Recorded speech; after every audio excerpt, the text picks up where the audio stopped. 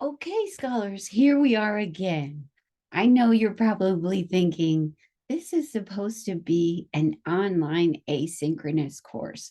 So why am I having to spend so much time on videos with my professor? Well, I enjoy you, and I hope you're finding these videos to be useful. So today's video is going to be about, I want to model for you how to do a evaluation of a lesson. So imagine that you're me and you have been assigned to excuse me, not teach, you have been assigned to evaluate a teacher. So you come in with your clipboard and you are ready to evaluate. But know what you're looking for and what you should write down. And how will you know if it's a good lesson or not a good lesson? So, those are great questions. And the way that you know that is by using our observation protocol. So let me see if I can just bring that up for you and show it to you. Okay, and you will remember this because uh, we we already had a video where I explained to you about how to compare and contrast different frameworks. So remember, we looked at Dr. Muhammad's framework, Dr. Ladson Billings' three principles of culturally responsive teaching, high levels of academic achievement, high levels of cultural competence, and high levels of criticality. So, those are the things that we're looking for. They are called frameworks because they're like a frame of glasses that you put on. Speaking of which, let me put my glasses on. That will be helpful.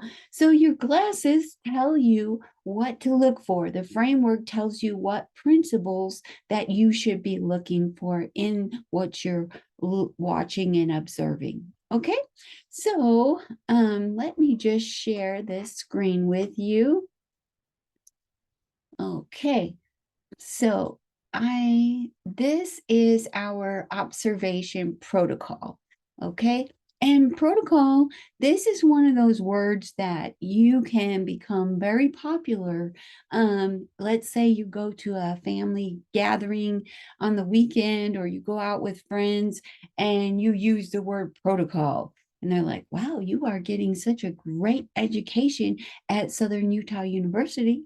So, and it just means tool. The protocol is what you're looking for. So we call it an observation protocol because you're going to be observing a teacher teaching. Now, if we were in the fall or spring semester, you would be able to actually go to the classroom and you would see it in action.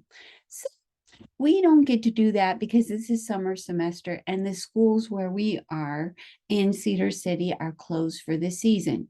Now, not all of you may be in Cedar City, so you might have some year-round classes or summer school, but I thought it would be easier if just all of us did, excuse me, for summertime, if we all did the online ones. Okay. So we're going to be watching recordings and you are going to be using this observation protocol to look at the classroom, and you'll be filling it out while you are observing. And lucky for you, which you do not have this opportunity if you're in the fall and the spring and it's actually happening live. In the summertime, you can push pause. So if you were in a classroom with live children and a live teacher, you wouldn't be able to say, pause, I need to write something down. So you do have that opportunity when it's a video recorded lesson. So, okay, so let's look at what we're going to be filling out for our observation protocol. Just kind of the usual demographic information, what day you are doing the observation. And today is what, May February 17th, and it is 2023. And let's see. And who is the observer? Oh, that's me. Okay, I'm gonna put my name here. You put your name there because you're going to be the observer. You are the supervising teacher. And then this will be the name of the teacher that you are observing. And the video that I'm going to choose, I happen to know that she identifies as female.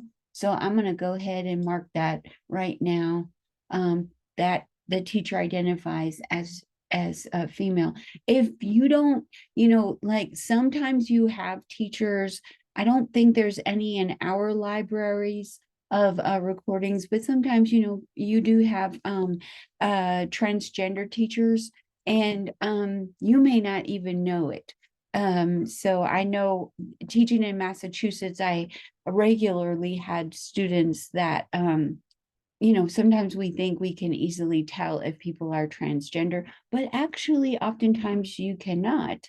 And they are human beings like the rest of us. The only reason I bring that up is because the female male is a little bit of a problem in the sense that it gives you an either or. Feel free to adapt that to what you're observing. But as I mentioned, I don't think that should be a problem because you're going to be choosing or an opportunity. I shouldn't say problem. It will be, you're going to be looking at videos in the libraries that I collected for you, and therefore I don't think you'll run up into that. But in case I miss something, just so you know, that's open to you. Okay, and then what is the teacher's ethnicity? You'll see in the video I choose, she identifies as white. She says that. So sometimes you don't know, and you can put don't know. If you don't know something, just say so. I don't know. That's okay. I forget. I have to look and see what the grade level and discipline is, and then I'll put the video link right there. Let me just save this. Okay, so I need to kind of know what I'm going to be looking for. And you know all these things because you've already looked at this and completed your own comparing of frameworks chart. So this will look very familiar to you. High levels of academic achievement, that's Dr. Ladson Billings, right? And so then you're going to see, now this is Dr. Muhammad right here. Remember, she had skills and intellect, and we put that under high levels of academic achievement. And then this is Dr. Timon's here, the self-directed learning. Those are those 8 principles of enduring learning: modeling, instructional conversation, challenging activities, language development. And we said that that would fit under Utah Standard number 2, and which is instructional clarity and instructional practice. We thought those all went together. And don't forget, joint productive activity is right down here. You have to scroll down a little bit. Okay, so in this column here, it says not effective or not observed.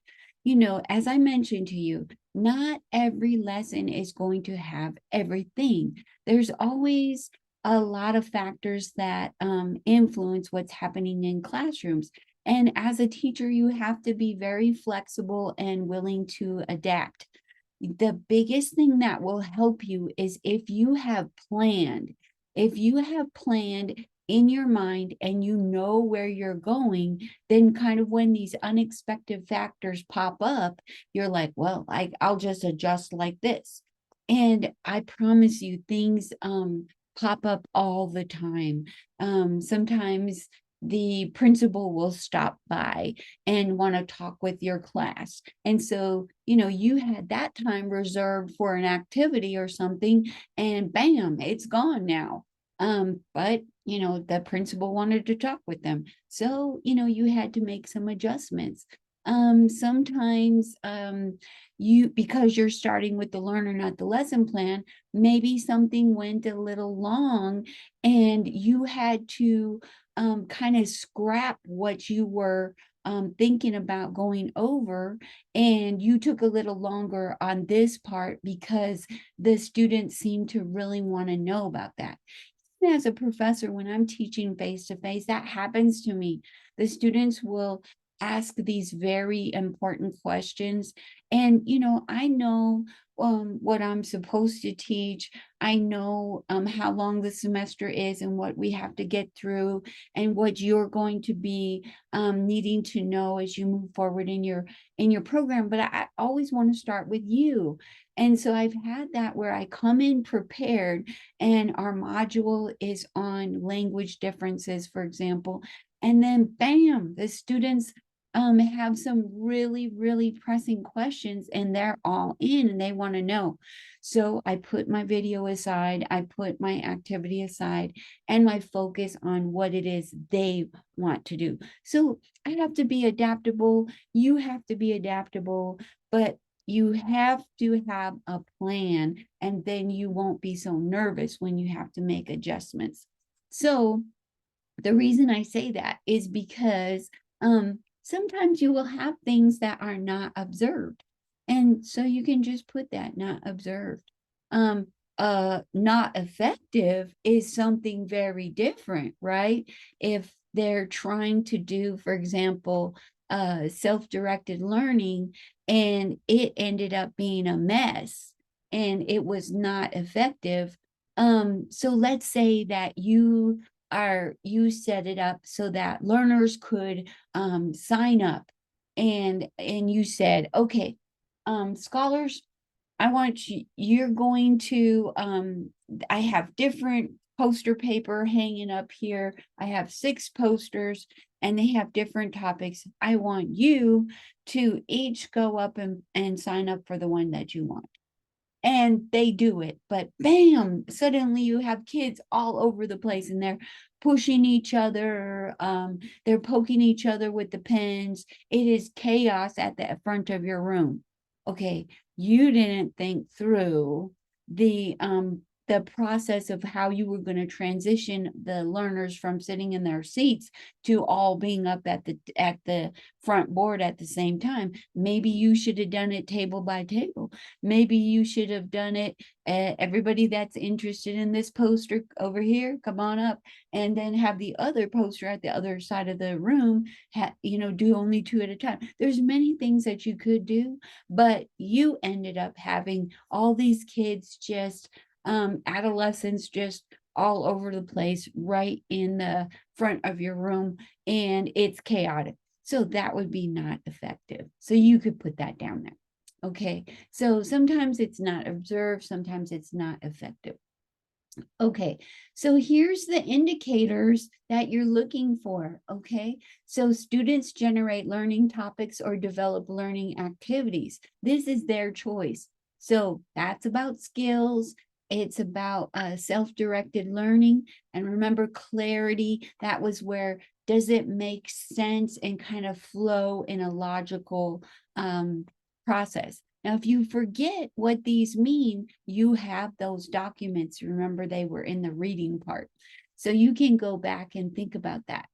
And here's the definition for modeling. The teacher provides a model of a completed product. Okay, that's kind of what you're looking for there. Instructional conversation. Remember, this is the one where, for example, if the teacher's trying to coach and guide the students through something, like if you're trying to teach someone how to make a bed, you or make a peanut butter and jelly sandwich, you're giving them instructions and coaching them through language and giving them feedback as they're doing it. Nope, too much to the left, too much, pull a little harder, no wrinkles. You're giving them feedback on that. Okay, and so and this is also the one where, if teachers doing all the talking, that's a problem. Okay, I know I have to watch out for that one. I get dinged on that one all the time because I am a talker and I like to talk, and I have to give students a chance to talk too. Okay, in fact, students should be talking more than I do. Challenging activities, remember that's about intellect, that it's grade level appropriate, it's pushing them to kind of you know, expand their skills and knowledge. It's okay for students to be a little anxious, like I'm going to give a quiz today, and students are like, "Ugh, quiz makes the hairs on the back of my neck go up." A little bit of anxiety is okay. It kind of focuses people in. It's that fight or flight sort of a thing where people are like, she said quiz.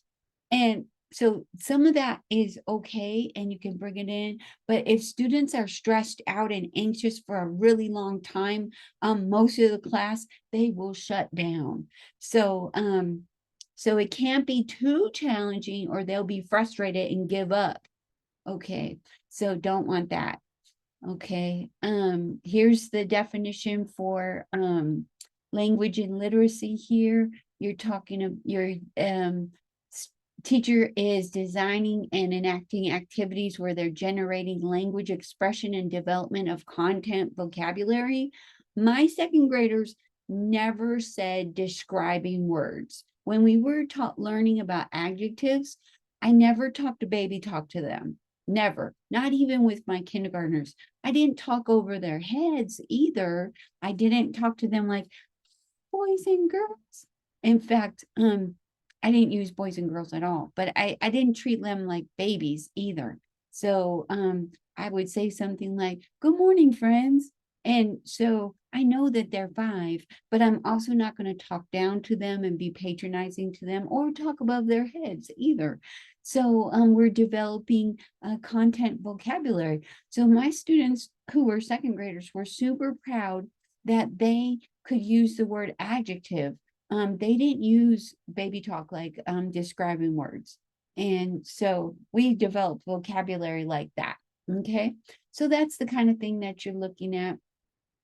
And of course, you remember about joint productive activity. There's the definition there. And so this is getting kind of big on me. Let me just make that a little bit smaller.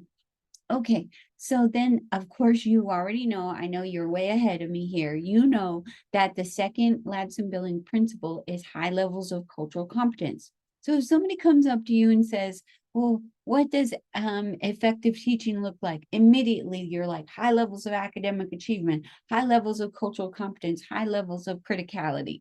You're right, very good. Okay, so pretty soon it'll be automatic in your head. Okay, and then you take that the rest of your program, and you're going to have to help other people too, because not everybody gets that kind of insider knowledge. So you share that as you go forward because you have it, and not everybody does. So with high levels of cultural competency, that's the identity piece. That's the contextualization. I know you know what those are because we already talked about that with comparing frameworks and you read the articles on it. So we also said that that's Utah's standards of effective teaching. Number 1, where you're putting the learner and learning first, and the classroom climate, and teacher being very professional and interacting not just with learners in a respectful way, I, thou, not I, it, but also with parents and others, no matter what we think about them or how they dress or how they act. We put that in our back pocket. We might think, well, that's not how I would parent. Okay, put that in your back pocket. You don't get to choose that. Okay, so here are the definitions for that. The teacher is integrating new activities and concepts that's building on their prior knowledge and connecting their everyday life to their school life. The teacher does not start with stereotypes, but with the student themselves. So just because I know that my student Cindy is Navajo, I don't assume that she knows how to or that she's a powwow dancer. I don't assume that. She might be, but I don't assume that. I start with Cindy. not stereotypes of what do I know about Navajo people? No, don't do that. That's super important because as you get ready for your PPAT and you get ready to go into student teaching, the sometimes there's people who don't know that. And so it might be administrators, it might be other teachers, it might be university people, and they might not know how to start with the learner, not the lesson plan. So I have seen people who are working with future teachers and they don't know how to do this. So they will start with the stereotype. They're like, what do I know about Indians? And so then they bring all of their knowledge that they think they know about Indians and they put it on the student. Or they might say, oh, that neighborhood is very economically poor. What do I know about poor people? And they put all of the stereotypes about poor people on the people rather than start with the learner. Well, you know, certainly there's nothing romantic about poverty, right? But you don't want to put stereotypes on them. Start with the learner, get to know them, understand that there may be things. For example, my own students, I have to say to them, just like Big Mama did, look, I know you had no electricity last night, but your homework has to be done.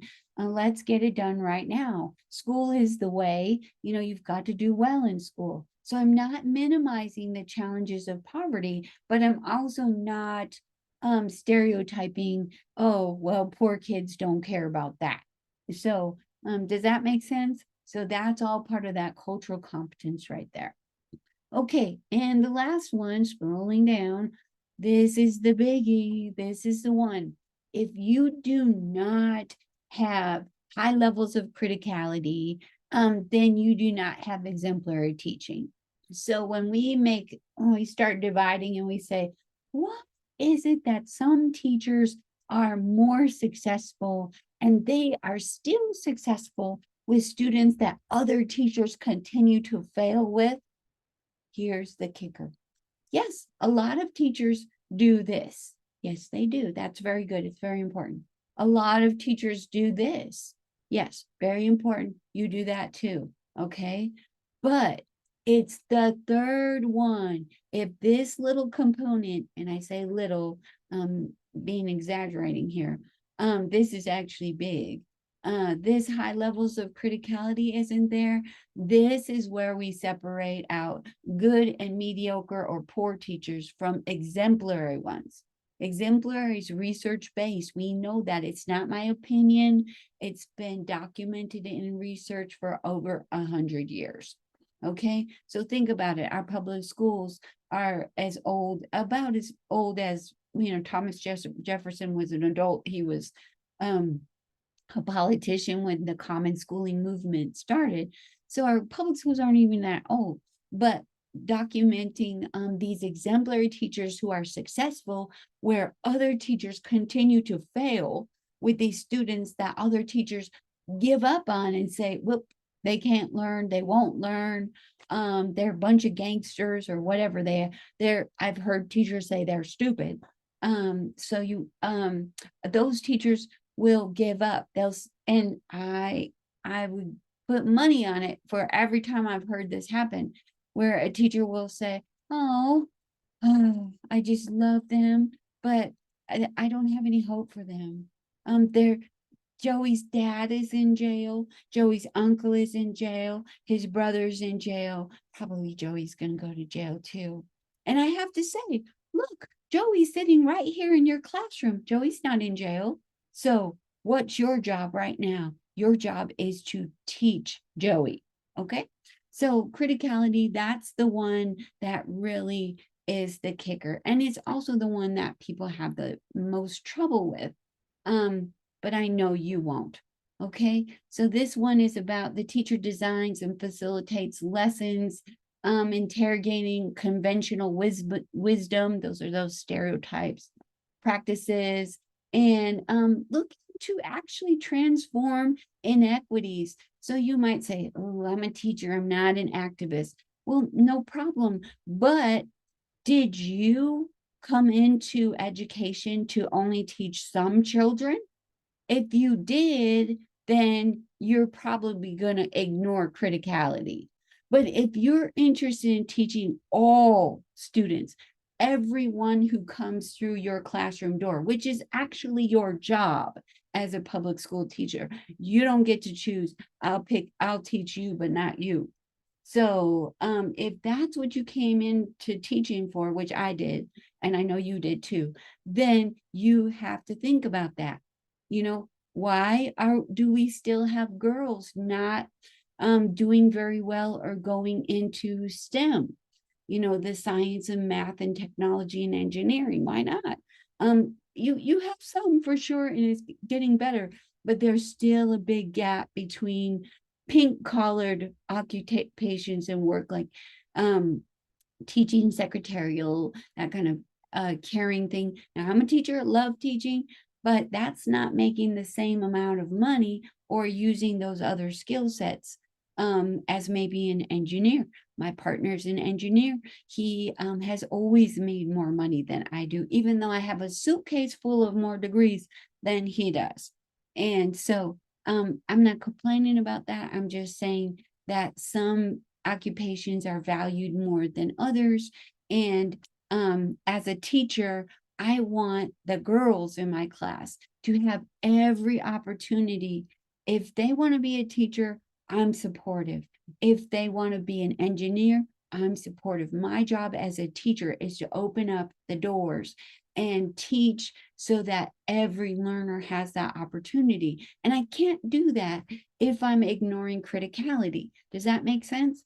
So if I just pretend that the gender doesn't make a difference, then I put my head in the sand and I'm actually part of the problem. I'm part of the reason why girls continue to have less opportunities in STEM. Okay, because I'm ignoring what's clearly in front of me. So you don't have to think about yourself as an activist. What you have to do is think about, how am I going to teach all learners in my class? Because schooling historically and to this day is leaking. It's an educational pipeline that's leaking. Is my classroom going to be leaking? I don't want my classroom leaking. And I don't think you want your classroom leaking either. Okay. So neither one of us came into teaching to have our classrooms be leaking educational pipelines. Nope. The leak is not happening in my classroom on my watch. And so I am addressing criticality. Okay, so this is our form. That's what we're looking for. So let me just minimize that and scoot that over to my other screen so that now you are looking at my Canvas page and I've got modules here and I'm ready to start filling out my observation protocol. So let me just scroll down my modules here. And here I am at school practicum instructions, forms, videos, and more. Look here. Okay, I'm going to look here. I'm going to click the overview of this critical assignment. As you remember, you can't pass this course without this assignment, right? Okay, so okay, here it is. We're very familiar with this by now. We've been here a lot. And we've done step one, and so we've filled out our choose 5 recorded lessons, and we've done the comparing frameworks, and so now we're going to actually use our observation protocol. Okay, so I'm going to look on my 5 choices paper, and I see that I have chosen, let me see, I put it down here, the one that I wanted to use. Ah, here it is. So my first choice was Miss Amelia Afolayan, and she has a 6th grade class, and it's language arts, okay? And so I'm going to click that and bring that up. And and probably we're going to have an ad, so I apologize for that. The thing that's different about a Virgo vacation home, you always have the whole place to yourself. No stranger at the dinner table making good, Okay. or in another room taking up space. Get back. Okay, got it. All right. Okay, so before, let me see. Okay, before I start that, let me bring my form back here because we learned that this is a 6th grade language arts class in Boston. Okay, and then my video link, I can go ahead and let me just put this back over here, and I can just copy and paste my video link here, copy and just paste it onto my form here, paste. Okay, so I got to clean that up a little bit, but I'll clean that up. But let me get to the lesson now. So I've got my my protocol form open, and it is on my other screen.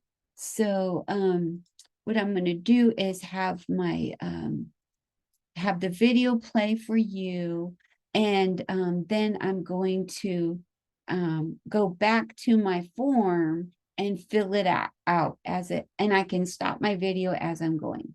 Okay, so let's see what this lesson is about. Now she's teaching online, which always does make a difference, right? Okay, pushing play. Good morning. You get yourself ready for today's class. You're going to open up your Unit 4 Reader's Notebook on session 8. And you will take out your copy of The Circuit from our story, from our book, Stories from the Life of a Migrant Child by Francisco Jimenez. Okay, well, already she just started, and what have we found anything that we can talk about here? Now, I have already seen this video, so I'm kind of cheating a little bit. You might not know that since she just started, but she's already using some a text here about immigrants, and many of the children in her classroom are familiar with and have backgrounds with immigrants. So that is identity. So I'm just going to put over here, I'm looking at supporting evidence. So I have to, think about yourself as a researcher, and you can't just say, well, she did contextualization and identity. You have to give proof about how she did that. Okay, so I'm going to put she uses a text about immigrant refugees. Okay, and her students are familiar with immigration.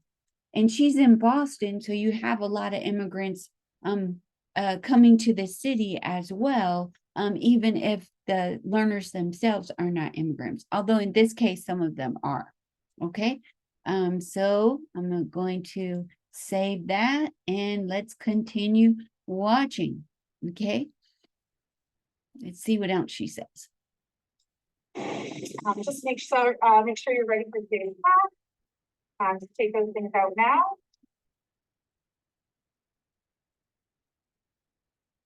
Okay, now you might not know what she was doing there, but that's definitely about instructional clarity there. What she was doing was she was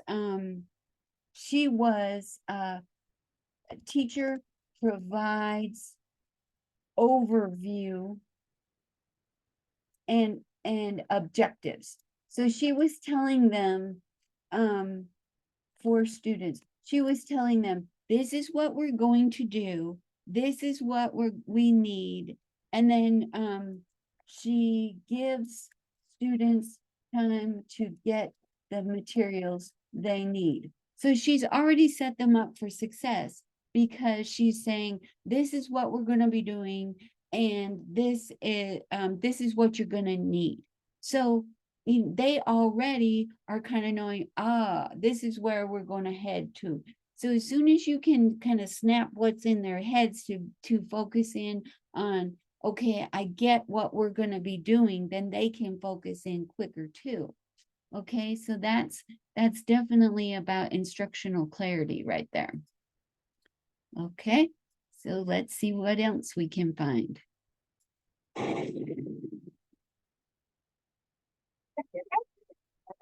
If you're the kind of learner who likes to have pen and paper, you might take out your learning binder as well.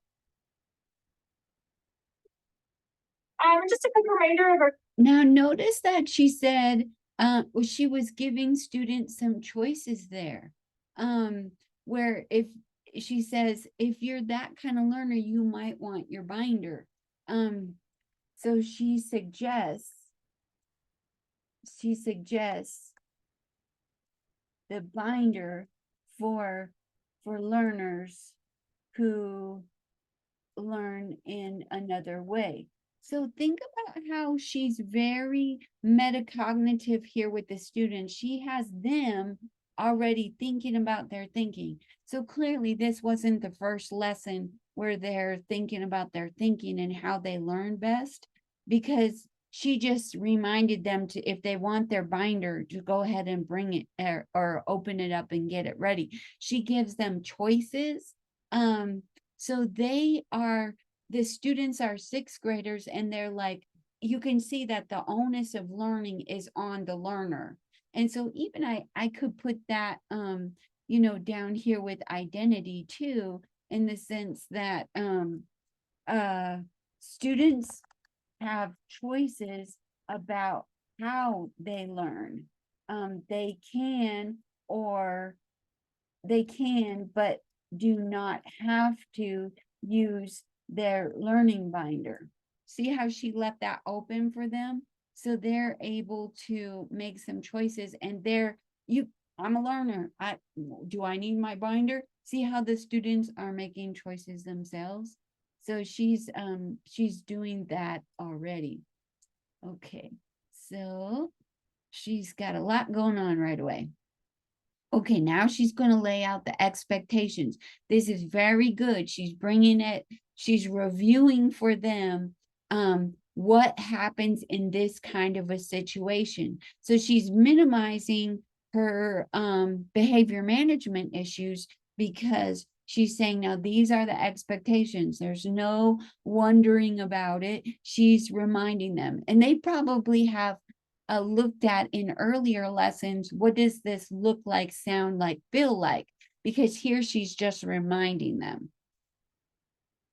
Expectations for our Zoomies. Remember, we're on time, we're prepared, we're muted but visible, and respecting ourselves, each other, and the classroom community. All right, guys. So today we're going to be starting the second. Okay, I'm just gonna say here, let's see, I'm gonna put this with instructional clarity here, and self-directed learning, because she's really fostering a lot of independent learning here. And when I say she on the form, I mean teacher. Teacher has a lot of routines and procedures already set up. So sometimes you have to do mini lessons on those, especially at the beginning of the year, so that students know how to do it and what you expect of them. That freed me up a lot as a teacher to be able to, students already knew that when we're working on independent, centers or independent work, this is the way I should hear it. This is what they should be doing. This is what it should look like, feel like. So she's already set up, clearly she has a lot of routines and procedures already in place. And notice that she said for our Zoomies, and so she's got students who are in class as well as those who are on Zoom. So she's expecting all students to be participating, whether they're on Zoom or whether they're sitting in front of her as well. Okay, so she's really got them engaged. Okay, does that make sense? Okay, now she's going to tell us what the lesson is about. End of our unit. In the first unit, we were focusing mostly on She's reviewing. Let me back that up a little bit because I think I talked over her. So today, we started the second bend of our unit. In the first unit, we were focusing mostly on relationships between individuals. And now we're going to be moving into focusing on relationships between groups. So this is going to be. Notice how she reviewed. So she's definitely, I'm gonna put that down here with contextualizing here, because she's bringing their prior knowledge to back into the lesson. She's reviewing it. Okay, so she said, well, in unit 1 we did this, and so she's having them bring that into their brains.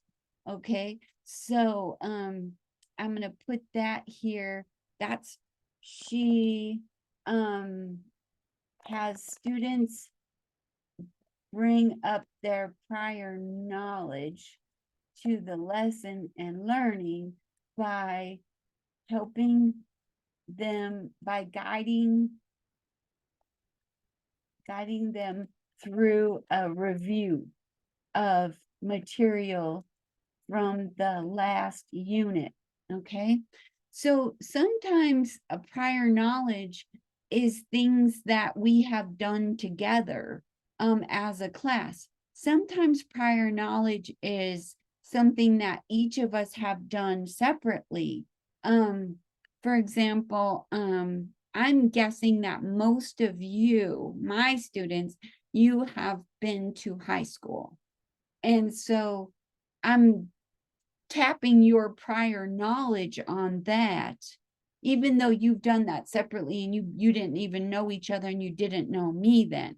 But if we were in a class together, and this is what I do sometimes with my face-to-face students, when we get to know each other and learn each other's names, we go outside and we play like hot potato, and we throw the ball to each other, and we say, if we don't know their name, we'll say, what is your name and your pronouns? And then they'll tell us. And so then I throw the ball and I say, oh, George, he, him. And so we're creating a shared experience. Then when we get back into the classroom, I might be tapping your prior knowledge because you were out there with me when we were playing that hot potato game. And I say, do you remember when we played that hot potato game? So I'm tapping your prior knowledge of something that we did together. And sometimes that's a very good thing to do when you have students who are coming from very different backgrounds, is create an experience together with them.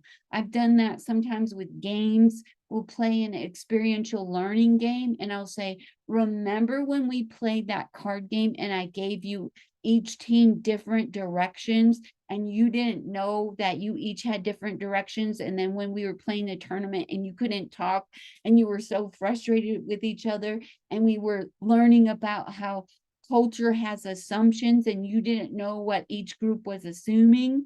Do you remember when we played that game? So I'm tapping your prior knowledge, but the prior knowledge that we experienced together. So sometimes you want their prior knowledge from out in the community. Like here in Cedar City, you have a lot of people that have agricultural knowledge because this is a very rural area.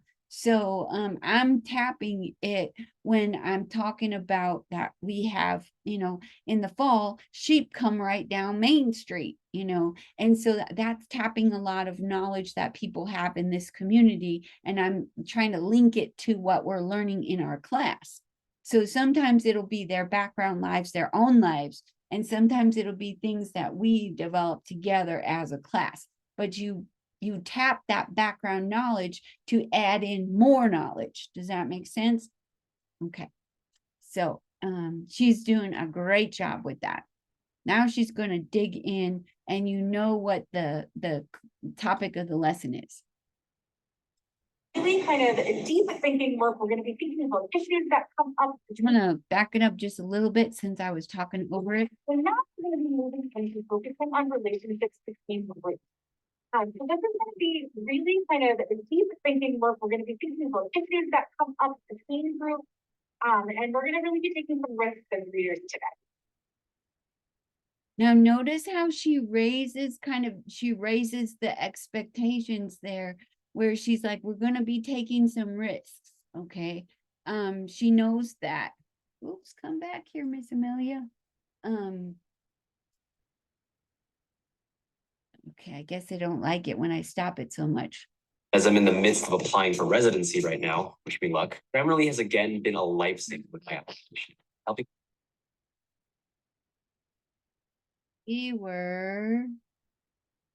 She said, we're not gonna look at individuals, we're gonna look at groups. But group related. And to consider ways that group related issues affect characters and stories. And as with everything in literature, this is applicable not only to literature, but also to life. So friends, this is going to kind of be your work today. We're going to be considering which group a character belongs to. And then when issues come up in the text, we're going to be asking ourselves, are these issues connected to a group? Okay, I know you might be getting frustrated with me for continuing to stop the video, but notice how she is using language here to develop the concepts here. So she's talking about identities. Teacher is talking about identities.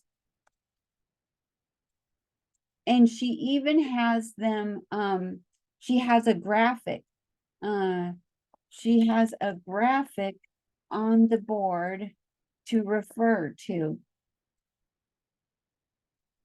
about identities, okay? So she's explaining this concept of identities, and she is telling them too with challenging with it. She did tell them that it was going to be challenging as well, right?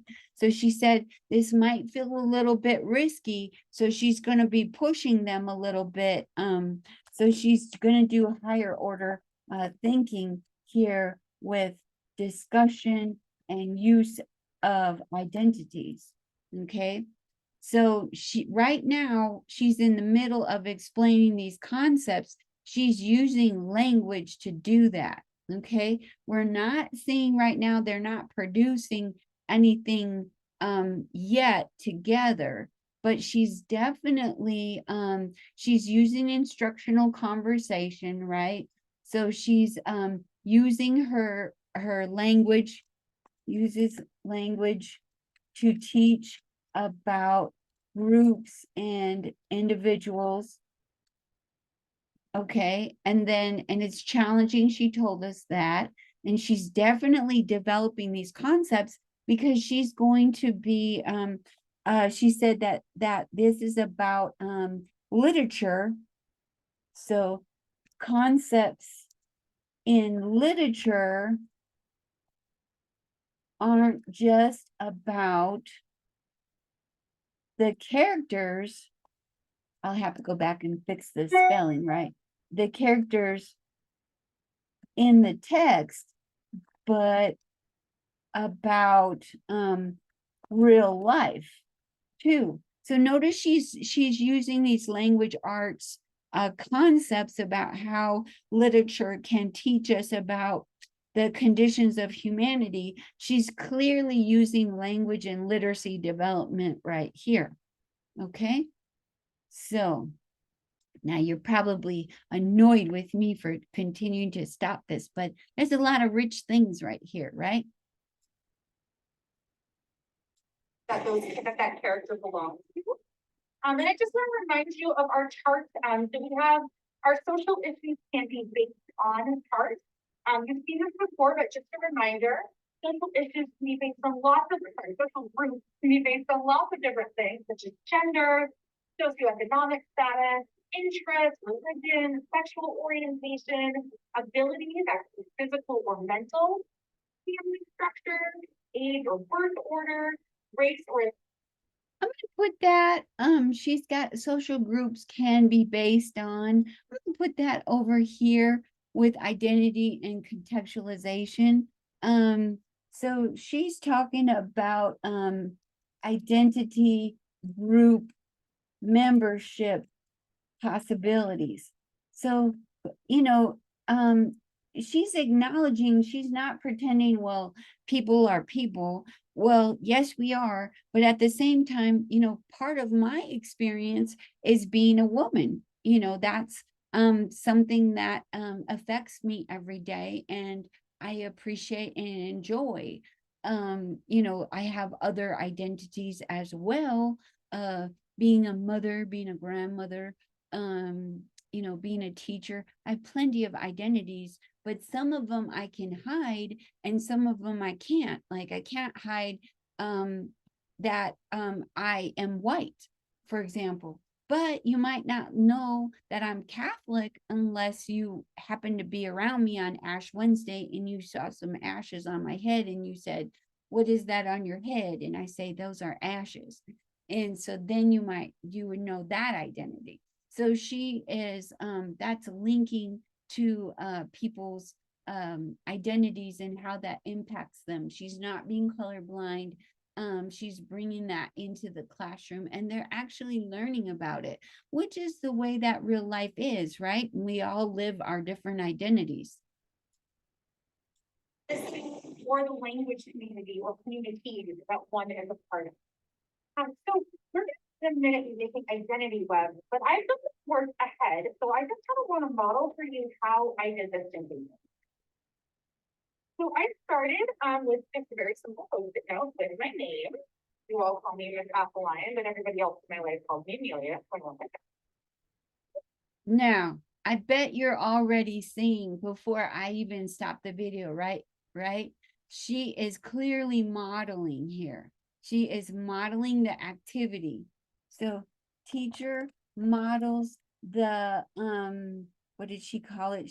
They're going to do a web activity where they're going to be connecting their different identities and listing them. Is not a joint productive activity because they're not doing it, all of them working on one together, but she's modeling it and then she's going to give them a chance to do it independently and give them feedback on it. And so she's scaffolding it for them. Okay. So does that make sense that she's clearly modeling here for them? Thought through some of the different possible which one I'm on. So today's saga is maybe the most obvious. So I am a part of a group of people who identify as women. So in the world, that's how I identify. And that comes with lots of awesome. Now notice that she is part of her modeling here. She is using a talk aloud.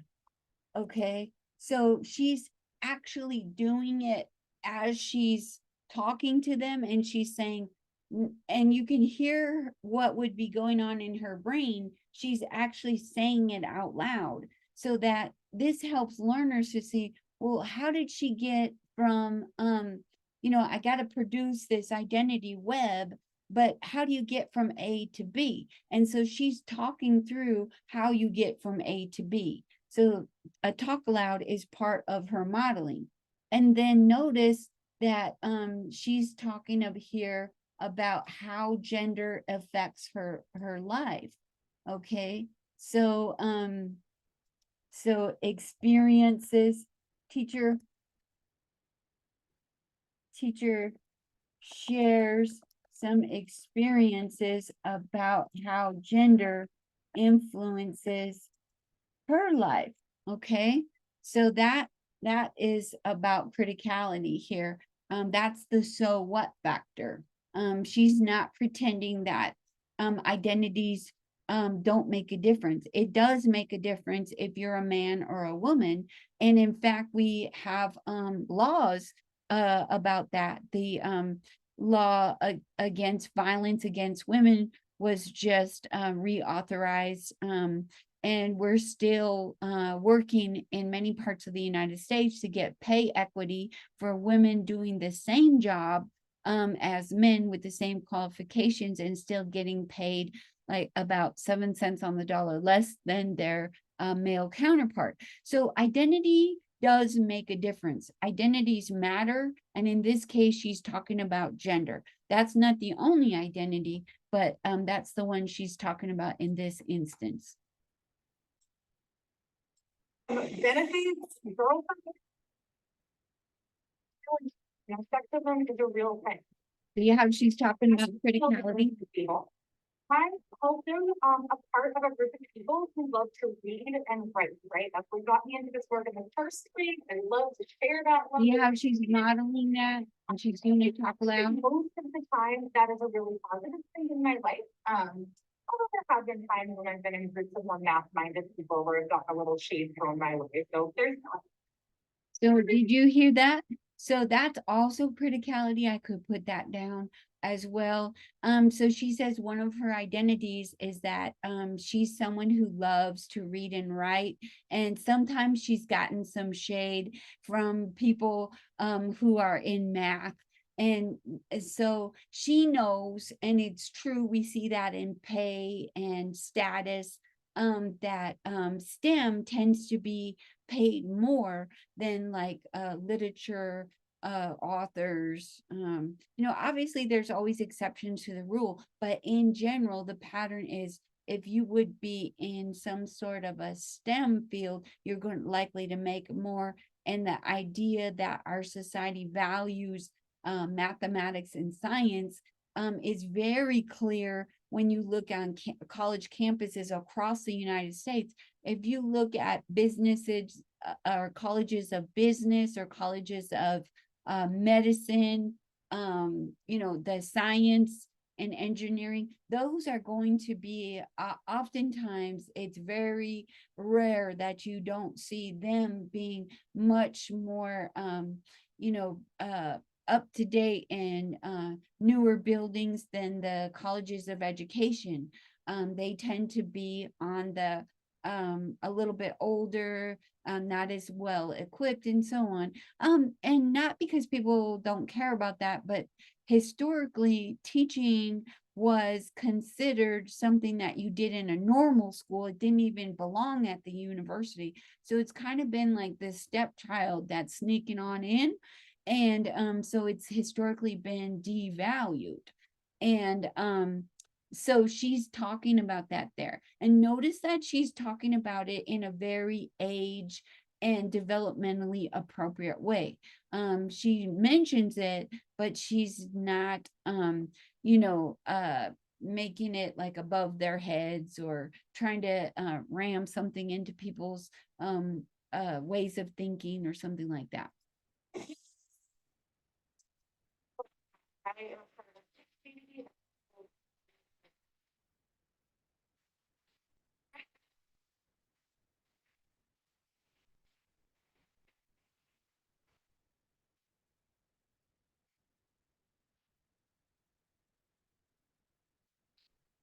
My current role is I work for.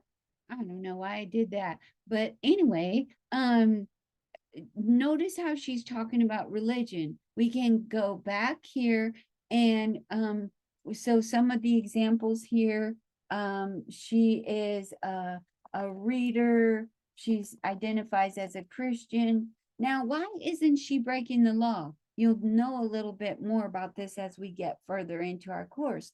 But she's talking about like her experience. She's not proselytizing or suggesting that Christianity's truer than Islamic faiths. She's not talking about Judaism as you know, not being quite up to snuff with Christianity. She's not talking about anything like that. She's just giving an example of one of her identities. And then she's also talking about the unequal power relations, that criticality, that even though sometimes with being a Christian, she's part of the mainstream in the United States, she doesn't always agree with everything that that people in her identity group experience or suggest. So I couldn't put that down here in criticality as well. Okay, are you finding that you're understanding how to fill this chart out? And so you're looking for examples of each one. And I don't really want to start this video back over again for you, just because for the sake of time. I want you to be able to analyze your own. As she goes on, you can watch the rest of this video yourself. As she goes on, she talks about how her husband is Black. And so she gives them, so one of her identities is her racial identity as white, and then as a partner of someone who's Black, that influences her life. So this is about, she talks about the criticality here, where she gives an example of when she was she and her husband were walking along, and they went to get ice cream, and so then they experienced some yelling, where as they were walking together hand in hand as a Black-white couple, somebody some young kids yelled out at them, salt and pepper. And so that she found that, it was something that made them feel uncomfortable and unwelcome in their own neighborhood, even though they had lived there for years. So other people were sending a message to them, you don't belong here. And so she was saying, that was something that happens with one of my identities, and I have to have strategies to address that because I do belong here.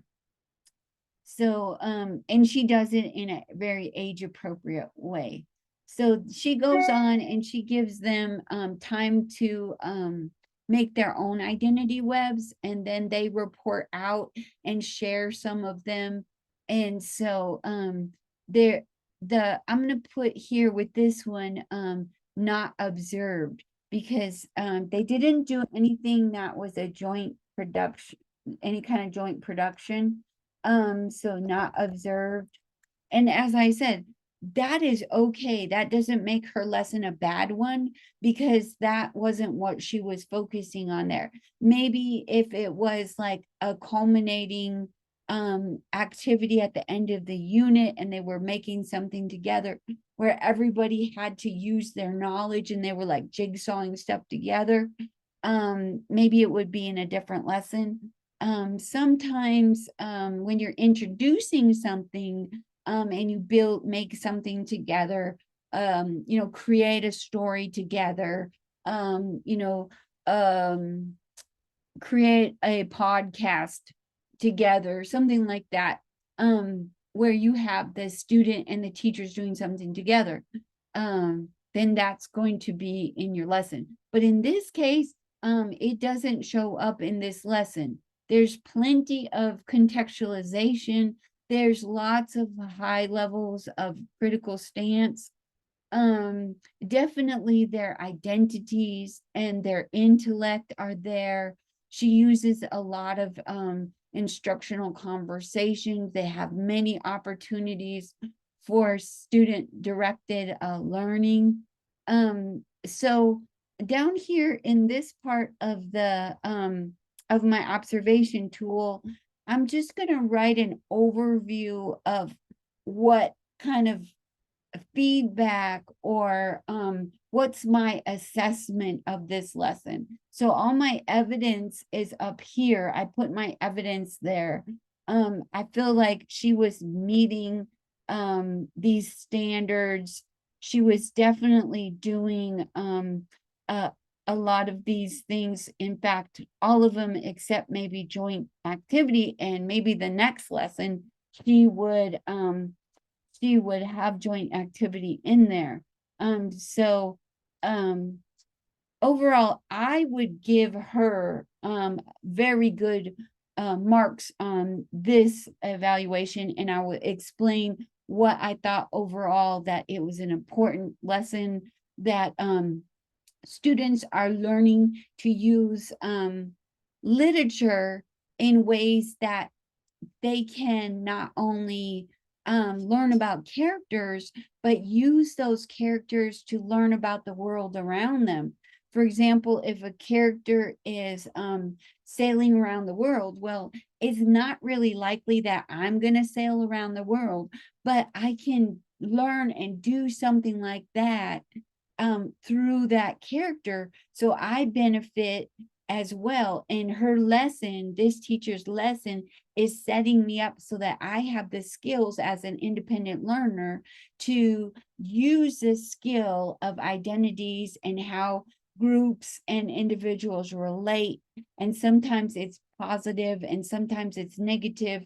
And so as a student, I'm not thinking that I'm crazy, because sometimes I do feel these negative things. I definitely have felt excluded based on my gender. That's been a big thing that I have felt, particularly when I've lived in the West or in the Northeast. Not so much when I was in the South. And so, you know, those things do influence people's lives. Identities do matter. So as a this teacher's lesson is kind of affirming that and giving me as a student tools to know how to interact with that. And did she foster some successful learning? If you keep going watching this video, you can see that students clearly understood the objective of her lesson. So even though we didn't see the lesson that comes before this one in the other unit she was talking about, and we don't know what she taught after this one, it was clear just even from this lesson alone that the students are robustly learning. It's not only getting into their heads, but they're actually able to apply it. So there's a lot of this challenging activity here where the students are really being treated like intellectuals. And she's very professional with the way that she interacts with her students as I, thou. She definitely treats them as I, thou. She doesn't talk down to them. She doesn't talk over their heads, but she really connects with them. And it's very clear that she cares about them. So she's got a very positive classroom climate. So what you're going to do is you are going to do 5 of these observation protocols. You're going to fill out 5. You only need to turn in 4, okay? Because if one is a practice one and you feel like it's not that good, at least you have like a spare. If you feel like all 5 of them were fabulous, well, please do submit them as well. So, you know, if they're all fabulous, turn them all in. For sure, you work hard on them, but I did want to give you some wiggle room in case the first one wasn't that clear or that good. So only 4 are required. And if you would please remember that out of your 4 or 5, you need at least 1 elementary and 1 secondary, no matter if you are elementary or secondary, whether you are a PE or music, whatever your discipline area is, you do need an elementary and a secondary, and then you choose the other 3 that you would like to do.